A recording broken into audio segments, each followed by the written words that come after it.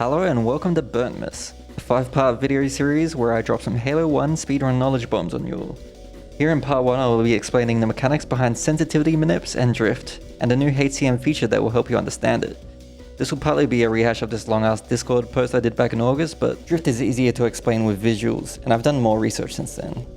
Drift is a complicated topic with several levels of understanding. I'm assuming you already know what a manip is. The first level is understanding that sensitivity drift is what causes your manips to go out of alignment, so it's bad and should be avoided.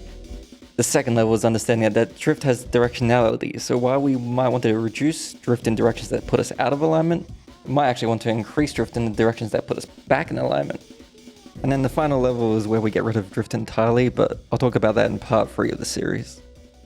For the sake of example, let's set our sensitivity to the highest value, 10. And then when we turn our mouse around, you'll see that our turning is really choppy and jumpy. Each one of these jumps is called a dot. And this is what your mouse DPI is measuring. That's how many inches you have to move your mouse to register an input. So changing your in-game sensitivity simply changes how far each of these dots turns you.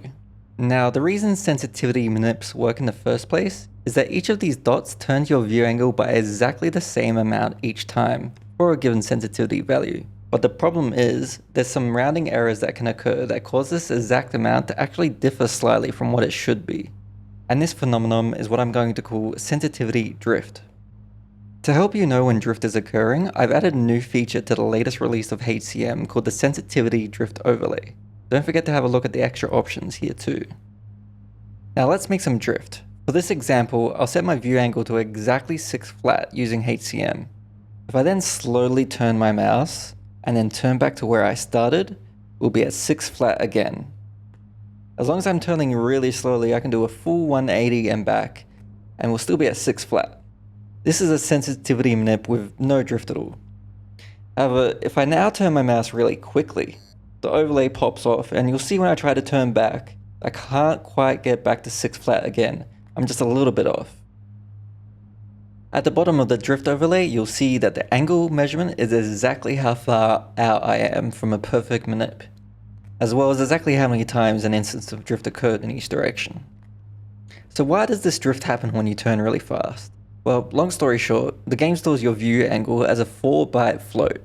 The details aren't really important, except to say that it's not an infinitely precise number. It can only measure out to so many decimal points. The game runs this formula here on every single frame to determine how much to adjust your view angle by a delta. This delta then gets added to your view angle every single frame. Now the problem is, with floats, multiplication doesn't always add up to exactly the same value as repeated addition thanks to tiny rounding errors. The only way to avoid these rounding errors entirely is to only ever move 0 or 1 dots in any given frame. If you move more than 1 dot in a frame, I'm calling that an overdot. And there's a chance that a rounding error will occur. The exact chance depends on what sensitivity value you use. I made a spreadsheet of this a while back. I'll link it in the description. So now we know that moving too many dots in a frame is what causes drift. Here's some actually useful advice on how to avoid drift. First is uncap your frame rate. The more FPS you can get, the better. And for the same reason, stay in classic graphics as much as possible. Avoid moving your mouse when the game is likely to stutter, such as when hitting a load zone or switching graphic settings. Lower your DPI as much as you can tolerate. This prevents your random hand jitters from moving your mouse. And finally, turn on the drift overlay and actually just practice moving your mouse slowly and getting the least overdots that you can. There's also a couple other things that can ruin your sensitivity manips besides drift. That's getting hit by a frag grenade, a sentinel explosion, getting in any vehicles, or turning your mouse during a pelican ride. To understand drift at the second level, let's do a practical analysis of the cafe bump on the moor, since people get screwed by drift on this trick quite often. I'm going to be considering what I call the natural turning route. This is the order of turns that people make when speedrunning through the level normally, trying to take optimal lines and whatnot. Let's have a look at the number line of our horizontal view angle here from 0 to 2 pi radians. Keep in mind that larger values represent turning counterclockwise and smaller values clockwise. Let's zoom in on the small range of angles that give the cafe teleport to the far door on the moor. Further. Enhance.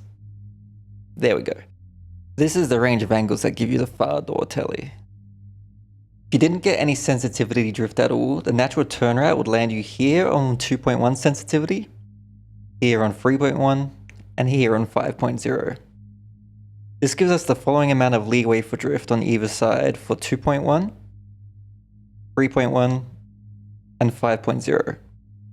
6.8, which is the least drifting sensitivity, unfortunately, just lands over here outside the range. But what I recommend trying if you've struggled with drift in the past is to do a couple run-throughs using the drift overlay, making sure to use your regular sensitivity and usual turning routes. And at the end, if you see that your number here is out of the range that I said before, or nearly out of the range, you've got a drift problem. You could try increasing or decreasing your FPS or changing how fast or slowly you do specific turns in an attempt to try to get your drift back into the correct range. The funny thing about most of this video I just made is that basically none of it applies if you're at 6.8 sensitivity. So if all of that sounded way too complicated for you, just hold your horses until I finish that video. The other mistake that I see people commonly make is getting into the false nook. There's actually two different nooks that you can get stuck in here. If I hold W, it looks like I'm in a nook right now, but it's actually not the correct one. If I turn to the right, you'll see now I'm landing in the correct one. The easiest way to make sure you always get into the correct nook is that when you go to aim at your pixel that you use for your lineup, just tap W again and that should move you into the correct nook. You'll be able to tell whether or not you're in the correct nook by this gap between the plates here. It'll be bigger when you're in the false one, and then smaller again when you're in the correct nook. And yeah, the false nook just doesn't give you the teleport.